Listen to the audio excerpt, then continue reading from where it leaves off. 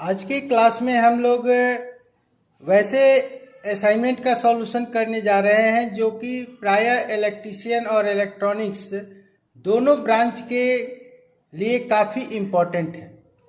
तो पहला जो क्वेश्चन है वह कौन सा अवयव है जिसका प्रयोग एक अर्धचालक के रूप में होता है। तो अर्धचालक जर्मेनियम और सिलिकॉन होता है, तो यहाँ ऑप्शन में सिलिकॉन है। अगर जर्मेनियम होगा तो जर्मेनियम भी लिखेंगे। जर्मेनियम अवयव के संयोजकता इलेक्ट्रॉन का नंबर है। तो जर्मेनियम या सिलिकॉन के बाहरी कक्ष में इलेक्ट्रॉन का संख्या 4 होता है। उस अवयव का नाम बताएं जो N किस्म के अर्धचालक के निर्माण हेतु एक अशुद्धता के रूप में प्रयोग होता है। आर्सेनिक, और ये गैलियम का उपयोग पी टाइप सेमीकंडक्टर बनाने के लिए किया जाता है। सिलिकॉन अवयव के अवरोधक संभावित वोल्टता बैरियर पोटेंशियल वोल्टेज कितना होता है? 0.7 वोल्ट। डायोड में वह करंट जो बिना क्षति के अपने से प्रवाह को गुजार सकता है वह डैश कहलाता है। अधिकतम औसत फॉरवर्ड करंट। डायोड शब्दावली में PIV का विस्तृत रूप क्या है? Peak inverse voltage. Radio receiver में किस प्रकार के डायोड का प्रयोग होता है? Signal diode. प्रो इलेक्ट्रॉन किस्म की कोडिंग के अनुसार एक डायोड BY127 के रूप में निर्दिष्ट है। इसमें अक्षर Y का अर्थ क्या दर्शाता है? तो दिष्टकारी अर्थात रेक्टिफायर डायोड है। यदि निविष्ट AC वोल्टता इनपुट AC वोल्टेज 30 वोल्ट है तो अर्ध तरंग परिशोधक हाफ वेव रेक्टिफायर की निर्गत DC वोल्टता कितनी होगी? 13.5 वोल्ट। यदि एक 10 ओम का प्रतिरोध एक लोड प्रतिरोध RL के रूप में 21.6 वोल्ट की निर्गत DC वोल्टता पर एक पूर्ण तरंग परिशोधन फुल वेव रेक्टिफायर में जोड़ा जाता है तो लोड करंट का पता कैसे लगेगा? लोड करंट कितना होगा? तो 2.16 एम्पियर। यदि निर्दिष्ट AC आवृत्ति इनपुट AC फ्रीक्वेंसी 50 हर्ट्ज है तो ब्रिज रेक्टिफायर के निर्गत उर्मिका आवृत्ति आउटपुट रिपल फ्रीक्वेंसी कितना होगा? तो फुल वेव या ब्रिज रेक्टिफायर का डबल होता है अर्थात 100 हर्ट्ज। किस प्रकार के फिल्टर का प्रयोग केवल पूर्ण तरंग दृष्टकारी फुल वेव रेक्टिफायर के साथ किया जाता है? Series inductor filter. एकल हरे रंग की LED की फॉरवर्ड वोल्टता ड्रॉप कितना है? 2.2 वोल्ट। निम्न में से कौन सा हाई पावर ट्रांजिस्टर का एक अनुप्रयोग है? तो हाई पावर के लिए हम लोग करते हैं लाउड स्पीकर। एक ट्रांजिस्टर 2N3055 के रूप में नामित है। इसमें 2N का क्या दर्शाता है? दो संगमीय यंत्र को दर्शाता है। एक साझा एमीटर एम्पलीफायर में आउटपुट कैरेक्टरिस्टिक्स कर्व डैश के अंकन के द्वारा प्राप्त की जाती है। X अक्ष पर VCE की तुलना में Y अक्ष पर IC का मतलब हो गया कलेक्टर करंट। अंकीय परिपथ डिजिटल सर्किट में सामान्यतः किस प्रकार के ट्रांजिस्टर बायसिंग का प्रयोग किया जाता है? आधारभूत अर्थात बेस बायस। एम्पलीफायर का विद्युत अर्जन प्राय डैश में दर्शाया जाता है, डेसिबल में। उत्सर्जक अनुगामी विन्यास एमिटर फ्लावर कॉन्फ़िगरेशन डैश के तौर पर बार बार प्रयुक्त होता है, प्रतिबाधा अर्थात इम्पीडेंस मैचिंग सर्किट के रूप में। डैश श्रेणी A एम्पलीफायर के अनुप्रयोगों में से एक है। माइक्रोफोन। श्रेणी B पुश पुल एम्पलीफायर की कमियों में से एक है। तो एक क्रॉस ओवर विकृति होती है। यदि एक दोलित अर्थात ऑक्सीलेटर का आउटपुट नॉन साइनसोइडल तरंग के रूप में है तो इस प्रकार के ऑक्सीलेटर को डैश के रूप में जाना जाता है, रिलैक्सेशन ऑक्सीलेटर। प्रसारण ट्रांसमीटरों में किस प्रकार के ऑक्सीलेटर का प्रयोग किया जाता है? Crystal oscillator. स्वतंत्र चलने वाले बहुकंपित मल्टी वाइब्रेटर डैश के रूप में भी जाने जाते हैं। स्वचालित अस्टेबल बहुकंपित।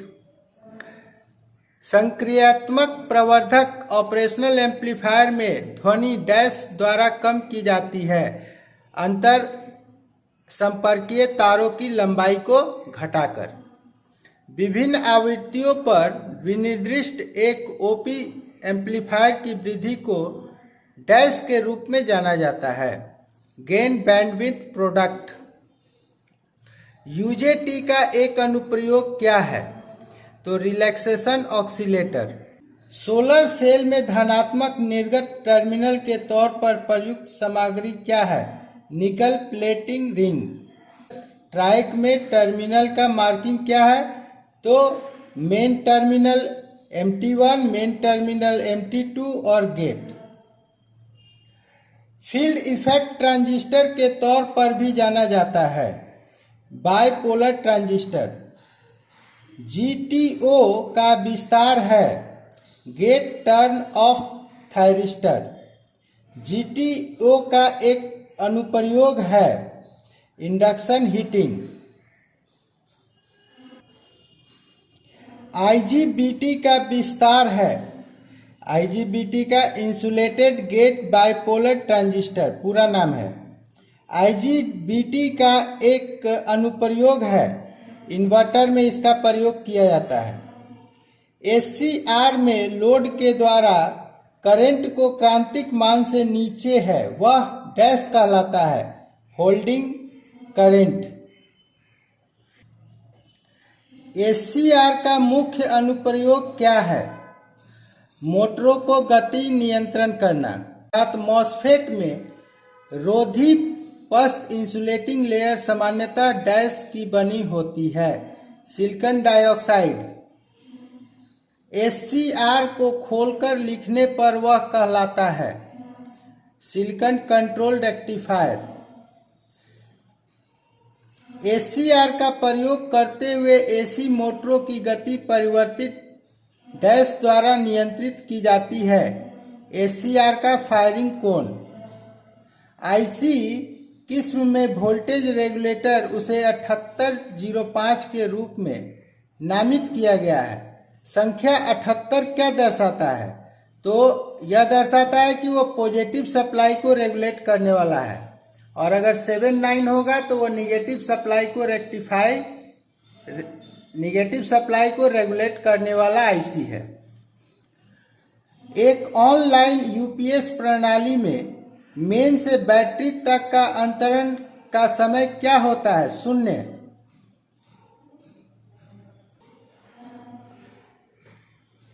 बाइनरी संख्या 0100 डैश दशमलव संख्या के समान है, तो यह है 4 के समान। और इसी तरह से कोई भी अगर बाइनरी नंबर रहेगा तो कैसे हम लोग देखते हैं? तो यहाँ से हम लोग लिखना शुरू करेंगे 1 2 4 8।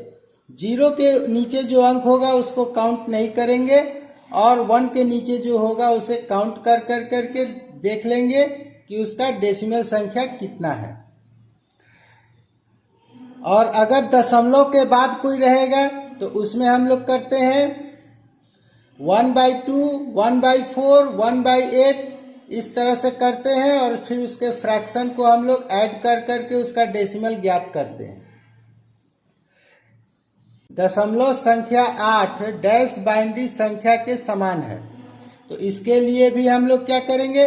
यहाँ पर जो नंबर ये दिया हुआ है इसको 2 से तब तक डिवाइड करते रहेंगे जब तक कि लास्ट हमारा न हो जाए, और उसके बाद हम लोग 1 और जो 0 आता है उसको हम लोग काउंट करके लिख देंगे।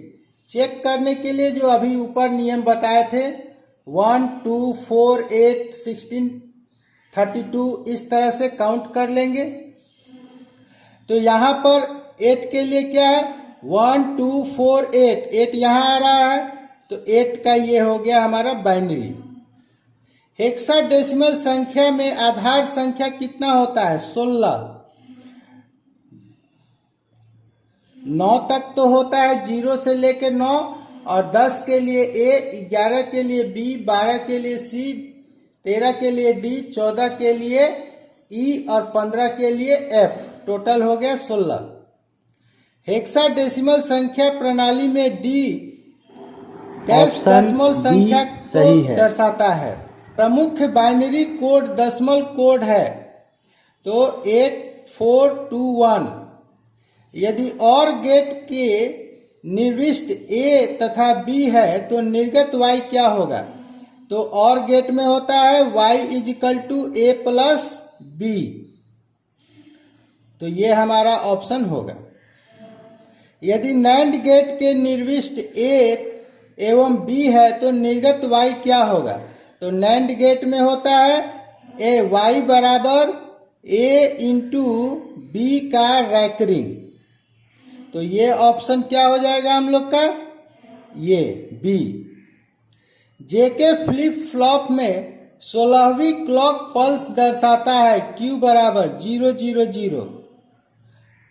NOR गेट के दो निर्दिष्ट A एवं B क्या है, यदि निर्गत Y 1 है, तो NOR गेट के लिए हम लोग को क्या पढ़े हैं कि Y = A + B का रैंकरिंग, तो 0 अगर यहाँ देंगे और यहाँ 0, तो 0 0 0 और 0 का उल्टा 1, तो ये हमारा ऑप्शन इसका सही होगा। इसी प्रकार के और क्वेश्चंस आपको प्रतिदिन इस चैनल पर अपलोड किए जाएंगे। अभी एग्जाम के कारण वीडियो जाने में थोड़ा आप तक लेट पहुंचा, लेकिन अब नियमित रूप से आप तक वीडियो पहुंचेगा।